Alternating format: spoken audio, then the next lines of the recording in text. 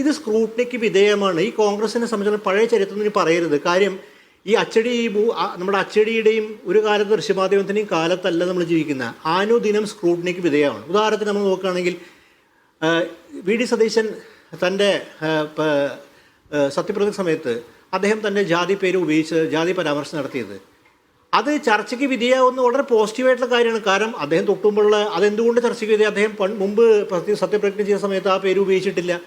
ചിലപ്പോൾ അദ്ദേഹത്തിൻ്റെ അച്ഛൻ്റെ പിതാവിൻ്റെ പേര് അങ്ങനെ തന്നെയാണ് SLC ബുക്കിൽ അങ്ങനെയൊക്കെ പറയുന്നത്, പക്ഷേ തൊട്ടുമുമ്പ് ഉപയോഗിച്ചിട്ടില്ല. അപ്പോൾ അതിനൊക്കെ വെൽക്കം ചെയ്യണം. അതൊക്കെ സമൂഹത്തിൽ അത് സ്ക്രൂട്ടിനിക്ക് വിധേയം, ഓരോ ജസ്റ്ററും സ്ക്രൂട്ടിനിക്ക് വിധേയം. പിണറായി വിജയൻ സ്ക്രൂട്ടിനിക്ക് വിധേയമായിട്ടില്ലേ? ഇപ്പോഴും ഇന്നത്തെ ദിവസം പോലും വിധേയക്കൊണ്ടിരിക്കുന്നു സ്ക്രൂട്ടിനിക്ക് വിധേയം. കാര്യം ജനാധിപത്യ സമൂഹം കേരളത്തെ സംബന്ധിച്ചിടത്തോളം മറ്റ് വ്യത്യസ്ത സ്ഥലങ്ങളിൽ വ്യത്യസ്തമായിട്ട് അത് ആഴത്തിൽ പരന്നിട്ടുള്ള ഒരു സംവിധാനം ജനാധിപത്യത്തിനുണ്ട്. അതിന് ഗുണഫലം എന്ന് കോൺഗ്രസും UDF അനുഭവിച്ചു. അത് ഞാനതിന് കാര്യങ്ങളിലേക്ക് വിശദീകരിക്കുന്ന പലതരത്തിലും അതിൻ്റെ ഒരു ഗുണഫലമാണ് കോൺഗ്രസ് സംബന്ധിച്ചോളം. എൻ്റെ LDFിൻ്റെ ഒരു ഭരണനിർവഹണം അത്രയും ശോചനീയമൊന്നും ആയിരുന്നില്ല, പക്ഷേ ജനാധിപത്യപരമായ ചില ഘടകങ്ങളാണ് കോൺഗ്രസ് അനുകൂലമായിട്ട് വന്നിട്ടുള്ളത്. അപ്പോൾ അതിൻ്റെ മാനദണ്ഡം വെച്ച് നോക്കുകയാണെങ്കിൽ ഇത്തരം ജസ്റ്റേഴ്സ് സമൂഹത്തിൽ ചർച്ച ചെയ്യും. എന്തുകൊണ്ട് ചർച്ച ചെയ്യുന്നു? കാര്യം അത് കോൺഗ്രസിൻ്റെ ഒരു യുവനേതാവ് പറഞ്ഞ അടിസ്ഥാനത്തല്ല. കാര്യം മതവും ജാതി തമ്മിൽ യാതൊരു ബന്ധവുമില്ല. കാര്യം അത് സമൂഹത്തിലെ പ്രിവിലേജായി ബന്ധപ്പെട്ടൊരു വിഷയം എൻ്റെ അകത്തുണ്ട്. അത് സമൂഹം ചർച്ച ചെയ്യും, അതിനെക്കുറിച്ച് ഗൗരവമായിട്ട് വരും. അത് തിരുത്തേണ്ട സാധനം തിരുത്തണം. ആ വിമർശനം എന്താണെന്ന് മനസ്സിലാക്കി ഒരിക്കലും അദ്ദേഹത്തിൻ്റെ ഇനിഷ്യൽ എക്സ്പാൻഡ് ചെയ്ത് പ്രസംഗിക്കുകയോ മുമ്പും സത്യപ്രതിജ്ഞ ചെയ്തിട്ടില്ല. ഇപ്പോൾ ഈ സത്യപ്രതിജ്ഞയ്ക്ക് എഴുതി കൊടുക്കുന്നത് അത് അവരെഴുതി തയ്യാറാക്കുന്നതല്ലോ, ഗവർണർ എഴുതി കൊടുക്കുന്നതാണല്ലോ വായിക്കുന്നത്. അങ്ങനെ ഒരു അബദ്ധം പറ്റിയതായി കൂടെ അറിയില്ല. അത് ഇപ്പം നാളെ സ്വാഭാവികമായിട്ട് പത്രക്കാരോട് നിങ്ങൾ ചോദിക്കുന്ന മാധ്യമങ്ങൾ അദ്ദേഹത്തോട് ചോദിക്കുക, അല്ലെങ്കിൽ അദ്ദേഹം വിശദീകരിക്കും. എനിക്കറിയില്ല അതിനെക്കുറിച്ച്. എന്ത് തന്നെയാണ് മുമ്പത്തെ അത് ഞാനൊരു മറ്റൊരു മാധ്യമത്തിൽ കണ്ട, നിങ്ങളുടെ മാധ്യമത്തിൽ എനിക്കറിയില്ല, അദ്ദേഹം തൊട്ടുമുമ്പ് ഷെയർ ചെയ്തത് MLA ആയിട്ട് 2021 ഷെയർ സമയത്ത് അത് പരാമർശിക്കുന്നില്ല.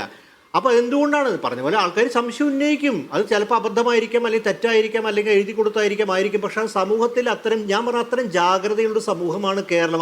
അത്തരം ന്യൂവാൻസസിനെ കുറിച്ച് ചോദ്യം ചോദിക്കും, അത്തരം ജസ്റ്റേഴ്സിനെ കുറിച്ച് ചോദിക്കും. അത്തരം ഒരു ജസ്റ്ററായിരുന്നു വന്ദേ ഭാരതം ആ വേദിയിൽ ഉന്നയിച്ചത്. നിങ്ങൾ ചോദിച്ച ചോദ്യം D. സുരേഷ് കുമാർ എന്തുകൊണ്ട് ശ്രദ്ധിക്കുന്നു? D. സുരേഷിൻ്റെ പാർട്ടി വളരെ വ്യക്തമായിട്ടൊന്ന് അഭിപ്രായ നിലപാട് അദ്ദേഹം അത് എന്തുകൊണ്ട് മറുപടി പറഞ്ഞാൽ അത്ഭുതപ്പെട്ടു പോകുന്നു.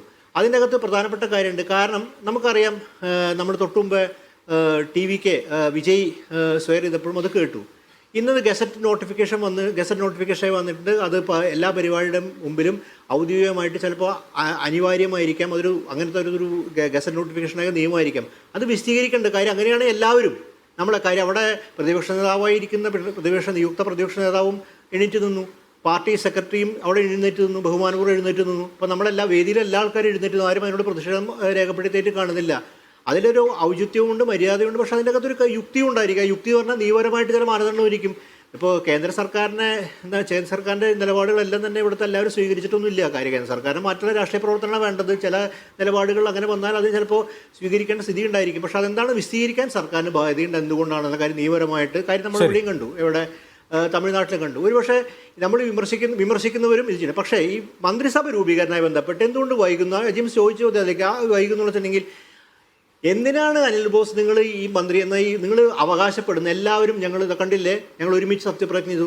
ആരെങ്കിലും നിങ്ങളോട് ആവശ്യപ്പെട്ടു സത്യപ്രതിജ്ഞ ഉടനെ പോയി സത്യപ്രതിജ്ഞ ചെയ്യാൻ? നിങ്ങൾ കക്ഷി നേതാക്കളെ സത്യപ്രതിജ്ഞ ചെയ്തായിരുന്നു. നിങ്ങൾ ആലോചിച്ച് തീരുമാനിച്ച് അതിൻ്റെ ഉത്തരവ് കിട്ടാൻ മതിയായിരുന്നു. പക്ഷേ അവസാനത്തുണ്ടായി ഒരാൾക്ക് ഇത് കൊടുക്കുന്നു, മറ്റേ ആൾക്ക് ഇത് കൊടുക്കുന്നു. അതൊരു മോശപ്പെട്ട ഒരു സിഗ്നലല്ലേ നിൽക്കുന്നത്? നിങ്ങളുടെ മന്ത്രിസഭയ്ക്ക് ഒരു അന്തസ്സോടി വന്ന മന്ത്രിസഭ, അതിൻ്റെ ഒരു ഞാൻ D. സുരേഷ് കുമാർ പറഞ്ഞ പോലെ ഒന്നും ഞാൻ വിശ്വസിക്കില്ല. കാര്യം അതിൻ്റെ ഫസ്റ്റ് ക്യാബിനറ്റ് ഡിസിഷൻ എടുക്കാവുന്ന നല്ല ഡിസിഷൻസ്. ഇപ്പോൾ ആശാവർക്കർമാരുടെ കാര്യം 3000 രൂപ കൊടുത്തല്ല, ആശാവർക്കർമാരോട് കാണിച്ച റെസ്പെക്റ്റാണ്. അതിപ്പോഴും CPM മനസ്സിലായിട്ടില്ല. തൊഴിലാളി വർഗ പാർട്ടിക്ക് തൊഴിലാളികളോട് കാണിക്കുന്ന റെസ്പെക്റ്റിനെ കുറിച്ച് ഇപ്പോഴും മനസ്സിലായിട്ടില്ല. അതാണ് പ്രശ്നം. അവരുടെ പ്രശ്നം അതാണ്. ആ റെസ്പെക്റ്റാണ് പ്രധാനം. ആ റെസ്പെക്റ്റാണ് ഇന്ന് മനുഷ്യൻ ആവശ്യപ്പെടുന്നത്. ഇന്ന് വെച്ചാൽ ഹ്യൂമൻ ഡിഗ്നിറ്റി എന്നൊരു സാധനമുണ്ട്, അതിനപ്പുറം ഒന്നുമില്ല.